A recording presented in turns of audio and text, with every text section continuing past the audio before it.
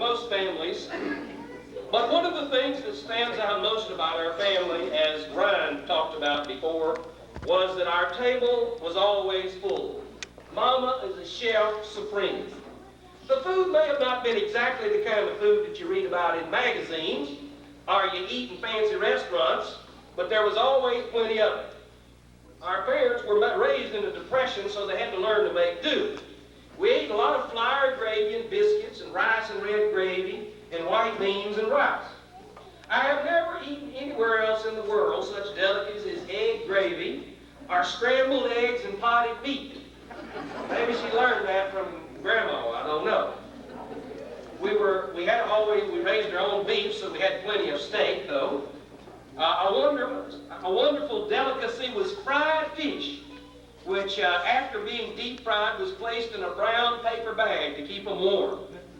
Our snacks were coffee and bread, milk and cornbread, cocoa and toast, mayonnaise sandwiches, and last but not least, peanut butter and jelly sandwiches, always made from Mama's own blackberry or huckleberry or mayhaw jelly. And there was always filet gumbo. Daddy claims that he taught Mama how to cook it. If he did a fine job. We had chicken gumbo and sausage gumbo and rabbit gumbo and duck gumbo and squirrel gumbo, and on special occasions, shrimp gumbo.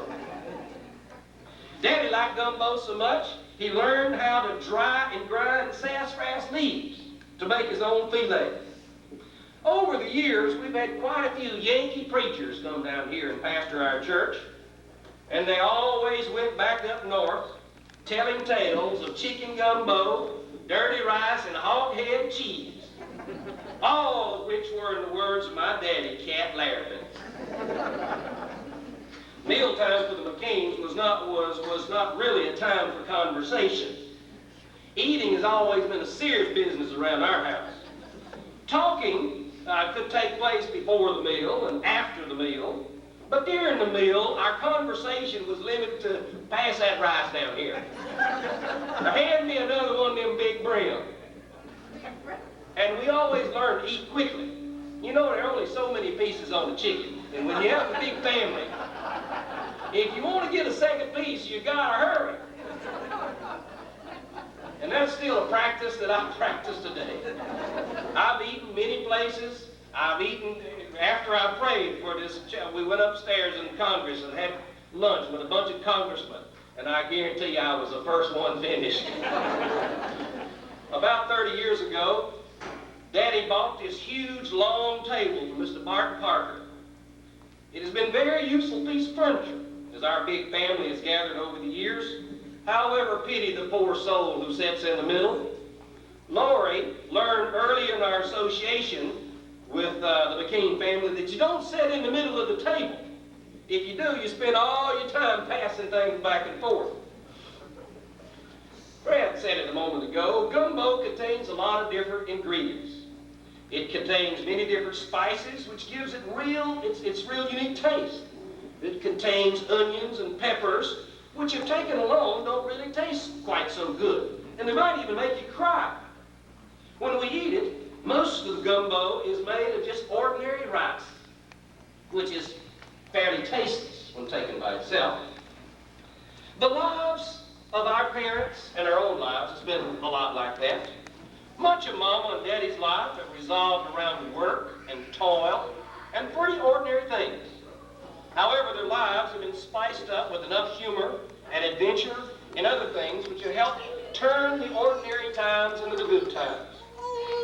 The McCain household has been characterized by lots of teasing and laughing over the years. Mama has enjoyed surprising us. One occasion I came back from school and found the house was totally remodeled. Another time I came back, and my sisters, I think we came back, Mama gathered us all around, and she grinned real big at us. And we discovered she'd had all her teeth pulled out, didn't have a tooth in her head. That's a pretty big surprise. I'm sure Don and Jackie will never forget the time when they were in school in Florida, and I said, I need to go pick up an old lady at the airport. Y'all want to ride down with me? They were always ready to go.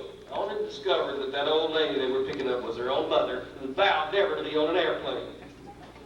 Daddy has been a very creative person over the years, figuring out new ways to do things.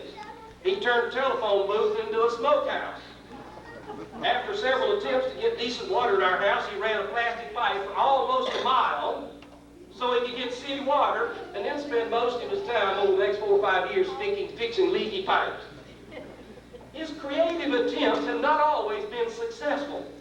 One time, one of our cats got stuck up in a tree. And my daddy remembered one time how Barry, this cat, had got stuck out on a limb, and Barry shot the limb off and the cat fell down. Daddy said, I can do that. He got his old gun out and he took careful aim and kapow! And the cat sure enough fell out that tree, stone dead.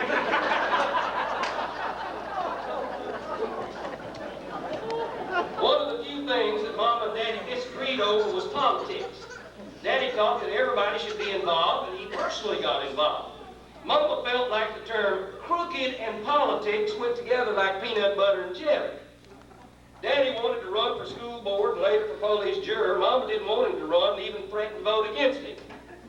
However, once he committed himself and got involved, she was his greatest defender. God help the poor man who ever accused her husband of being crooked or not doing his job. She even wrote letters to the editor about politics, my mama. Mom and Daddy came from two different schools of thought. The McCain side of the family loved Huey and Earl Long, and the Davenport family hated them. And so you can imagine there were a lot of sparks in our family when it came to politics. Daddy's always been a very upfront type person. He would tell you exactly what he thought. Daddy would frequently say, I don't care what he thinks. And Mama was much more concerned. She'd say, honey, you ought to be careful. It'd be dishonest to stand up here and say that everything about our parents is perfect. Some of their genes were not exactly ideal. Mama, unfortunately, you passed on Grandpa's hair down to me, and it has been going quite steadily. And Daddy passed on to me his athlete's feet. And I'm afraid both of them have passed down this rather generous midriff, which most of us enjoy.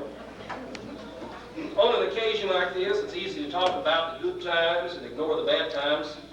However, without a few clouds and shadows, we would not know how to appreciate the rest of life. Our parents' lives have been touched by tragedy and heartache at times.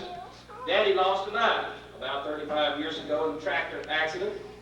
In those days, it was an incredibly painful and devastating experience. Mama also suffered through the trauma of losing several babies before birth and some other surgeries. Even though they were already married at the time, when Ronnie and Barry had their appendicitis attacks and surgery, Mom and Daddy suffered as much as if these were still little boys at home. Mom and Daddy also lost their third grandchild about 20 years ago to spinal meningitis. There have been broken marriages and misunderstandings among children and problems at the church. However, God has taken all these things and blended them with the rest of life, like the onions and pepper and gumbo, to create something that's beautiful and successful and attractive.